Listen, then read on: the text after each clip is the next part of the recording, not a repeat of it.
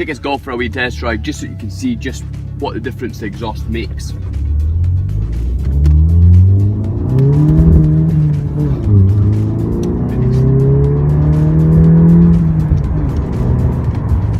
Now, if I remember right, this car isn't even in sport mode.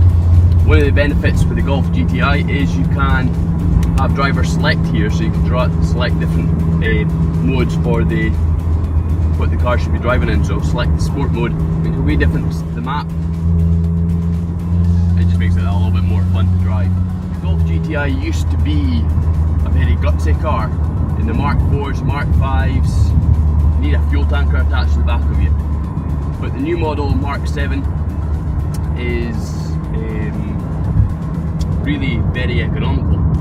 Only £135 a year to road tax, and really driving nicely, should be getting by 30 miles per gallon. Many Golfs in my time, the GTI has always been one of my favourites.